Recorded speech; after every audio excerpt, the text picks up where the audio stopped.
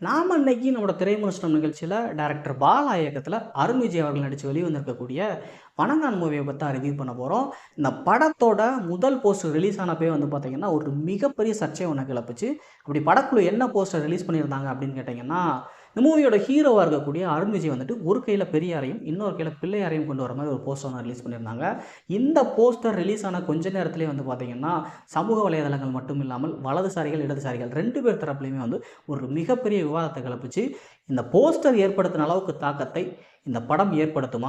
அது மட்டும் இல்லாம இந்த படத்துல ஹீரோவா நடிச்சிருக்கக்கூடிய அருண் விஜய் அவர்கள் வந்துட்டு இதற்கு முந்தைய பல படங்கள்ல தன்னோட முழு எஃபோர்ட்ட போட்டு நடிச்சிருந்தா கூட, அவருக்கான அங்கீகாரம் திரைத்துறையில இன்னும் கிடைக்காம தான் இருக்கு அப்படின்னே சொல்லணும். இந்த படமாவது அவருக்கான அங்கீகாரத்தை பெற்று தருமா? அப்படிங்கிறத பார்க்கறதுக்கு முன்னாடி, நீங்க இன்னும் நம்மளோட சேனலை சப்ஸ்கிரைப் பண்ணல அப்படின்னா மறக்காம சப்ஸ்கிரைப் பண்ணுங்க, லைக் பண்ணுங்க, கமெண்ட் பண்ணுங்க.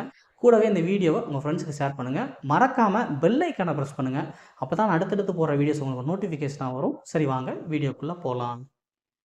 இந்த படத்தோட கதை என்ன அப்படின்னு கேட்டீங்கன்னா, ஹீரோவா இருக்கக்கூடிய அருண் விஜய் வந்துட்டு தன்னோட சின்ன வயசுலயே சுனாமில தன்னோட ஃபேமிலிய இழந்துடுறாரு. அதே மாதிரி ஒரு சின்ன பெண் குழந்தையும் தன்னோட ஃபேமிலிய இழந்துட்டு தனியா தவிச்சிட்டு இருக்கு. இப்படி இருக்கிற சூழ்நிலையில அந்த பெண் குழந்தைய நம்ம ஹீரோ வந்துட்டு எடுத்து வளர்த்துட்டு வர்றாரு. ஒரு காலகட்டத்துக்கு மேல இவங்க 2 பேரும் வளர்ந்து பெரியவங்களாகுறாங்க. இந்த டைம்ல நம்ம ஹீரோ வந்துட்டு அவர் கண்ணு முன்னாடி எந்த தப்பு நடந்தாலும் அத தட்டி கேட்கக்கூடிய ஒரு கேரக்டரா இருக்காரு. இதுவே அவருக்கு வந்துட்டு நிறைய பிரச்சனைகள கொடுக்கக்கூடிய ஒரு விஷயமாவும் இருக்குது. இந்த பிரச்சனைகள் எல்லாம் இருந்து நம்ம ஹீரோவ அந்த பகுதியில உள்ள ஒரு ஃபாதர் வந்துட்டு காப்பாத்திட்டே வர்றாரு. ஒரு கட்டத்துக்கு மேல இவரோட அட்டூழியங்கள் தாங்க முடியாத இவரோட தங்கச்சியும், இவரை சார்ந்தவர்களும், அந்த ஃபாதரும் சேர்ந்துட்டு, "நீ சும்மா இருக்கிறதுனால தான் இந்த மாதிரியான பிரச்சனைகள்லாம் போய் தலையிடுற. உனக்குன்னு ஒரு வேலை இருந்தா, நீ அந்த வேலைய பார்க்கறதுக்கு தான் உனக்கு டைம் இருக்கும். இந்த மாதிரி பிரச்சனைகள்லாம் தலையிட மாட்ட" அப்படின்னு சொல்லிட்டு, அருகில உள்ள ஒரு ட்ரஸ்ட்ல வந்துட்டு நம்ம ஹீரோவுக்கு வந்துட்டு செக்யூரிட்டி வேலை வாங்கி குடுக்குறாங்க. அந்த ட்ரஸ்ட்ல ஒரு மிகப்பெரிய பிரச்சனை ஒண்ணு நடக்குது. அந்த பிரச்சனைகளுக்கு நம்ம ஹீரோ எப்படி ரியாக்ட் பண்றாரு? அதன் மூலியமா அவருக்கு என்ன மாதிரியான பிரச்சனைகள்லாம் வருது? அதிலிருந்து அவர் மீண்டு வந்தாரா? இல்லையா? அப்படிங்கிறது தான் இந்த படத்தோட முழு கதையா இருக்குது. அடுத்ததா இந்த படத்துல இருக்கக்கூடிய பாசிட்டிவ்லாம் என்னென்னன்னு பார்க்கலாம். முதலாவதா இந்த மூவியோட ஹீரோவா இருக்கக்கூடிய அருண் விஜய் அவர்களோட நடிப்பு. நான் ஆல்ரெடி சொன்ன மாதிரி இதற்கு முந்தைய படங்கள்ல அவர் எந்த அளவுக்கு எஃபோர்ட் போட்டு நடிச்சிருந்தாரோ, அதுல கொஞ்சம் கூட குறை சொல்ல முடியாத அளவுக்கு இந்த படத்திலேயும் முழுக்க முழுக்க எஃபோர்ட் போட்டு நடிச்சிருக்காரு அப்படின்னே சொல்லலாம். இந்த படம் ஸ்டார்ட் ஆனதுலேருந்து எண்டு வரைக்கும் இவர் பேசவே மாட்டாரு. ஒரு சிலர் பேசி நடிச்சாலே அவரோட கதாபாத்திரம் என்ன சொல்ல வருது அப்படிங்கிற விஷயம் நமக்கு தெளிவா புரியாது. ஆனா இந்த படம் முழுக்க இவர் பேசாட்டா கூட, இவரோட கதாபாத்திரம் நமக்கு என்ன விஷயத்த சொல்ல வருது அப்படிங்கிறத தெளிவா அவரோட நடிப்பின் மூலியமா நமக்கு வெளிப்படுத்தியிருக்காரு அப்படின்னே சொல்லலாம். அடுத்ததா இந்த படத்தோட மியூசிக்க பத்தி சொல்லணும் அப்படின்னா, ஜிவி பிரகாஷ் குமார். இவர பத்தி சொல்லவே தேவையில்ல. தன்னோட மியூசிக் எப்படி இருக்கும் அப்படிங்கிற விஷயத்த வந்து பல படங்கள் மூலியமா நமக்கு ப்ரூஃப் பண்ணியிருக்காரு.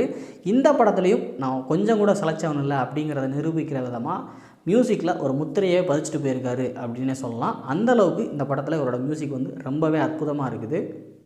சரி, இந்த படத்துல இருக்கக்கூடிய பாசிட்டிவ்லாம் என்னென்ன அப்படின்னு பார்த்துட்டோம். நெகட்டிவ்லாம் என்ன அப்படின்னு கேட்டீங்கன்னா, முதலாவதா இந்த மூவில ஹீரோவோட தங்கச்சியா வரக்கூடிய கேரக்டர். படம் முழுக்க வேற ஒரு கதையை நோக்கி டிராவல் பண்ணி போயிட்டு இருக்கையில, தேவையில்லாம இந்த தங்கச்சி அப்படிங்கிற ஒரு கேரக்டர் அந்த படத்துல ஆட் பண்ணிட்டாங்களோ அப்படிங்கிற ஒரு டவுட் வந்து எனக்கு இருந்துகிட்டே இருக்குது. இந்த கதைக்கும் இந்த தங்கச்சியோட கேரக்டருக்கும் வந்து பார்த்தீங்கன்னா, டோட்டலாவே ஜெல் ஆகாம வேற மாதிரி வித்தியாசமான ஒரு கதை போற மாதிரி இருக்குது. அது மட்டும் இல்லாம இந்த தங்கச்சியோட கேரக்டர பார்க்குறப்பலாம் நமக்கு வந்து படம் வந்து கொஞ்சம் போர் அடிக்கிற மாதிரி போகுது. ஏன் வந்துட்டு இந்த தங்கச்சியோட கேரக்டர இந்த படத்துல கொண்டு வந்தாங்க அப்படிங்கிற விஷயம் எனக்கு இன்னும் புரியல. தங்கச்சி கேரக்டர் இல்லாம மெயினான கதை என்னவோ அதையே கொண்டு போயிருந்தா கூட படம் வேற லெவல்ல இருந்திருக்கும் அப்படிங்கிறது என்னோட கருத்து. அடுத்ததா இந்த படத்துல இருக்கக்கூடிய ஹீரோயினோட கேரக்டரு. பொதுவாவே பாலா அவர்களோட படம் எடுத்துக்கிட்டீங்க அப்படின்னா வந்துட்டு, ஹீரோ, ஹீரோயின் இவங்களெல்லாம் வந்து பார்த்தீங்கன்னா, ஒரு அழகான விஷயமா வந்து காட்டுறது ரொம்ப அபூர்வம். இந்த படத்துல வந்து பார்த்தீங்கன்னா, அ ஹீரோவும் சரி, ஹீரோயினும் சரி ரொம்ப அற்புதமாவே காட்டியிருந்தாங்க. அதுலயும் குறிப்பா ஹீரோயின வந்து ரொம்ப அழகாவே காட்டியிருந்தார் அப்படின்னே சொல்லலாம்.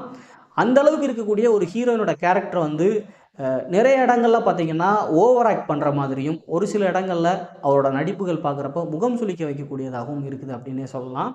இந்த படத்தோட அடுத்த நெகட்டிவ் என்ன அப்படின்னு கேட்டீங்கன்னா, கதை.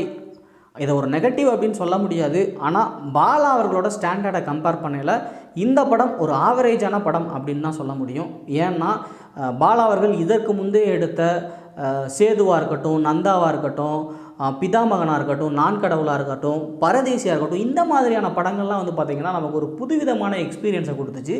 இந்த படம் அந்த மாதிரியான எக்ஸ்பீரியன்ஸை கொடுக்கலையா அப்படின்னு கேட்டிங்கன்னா, அந்த மாதிரியான எக்ஸ்பீரியன்ஸை நமக்கு கொடுக்குது. இருந்தாலும் அந்த படங்களை கம்பேர் பண்ணல இந்த படம் ஒரு ஆவரேஜான படமாக தான் இருக்குது அப்படிங்கிறது என்னோட கருத்தாக இருக்குது.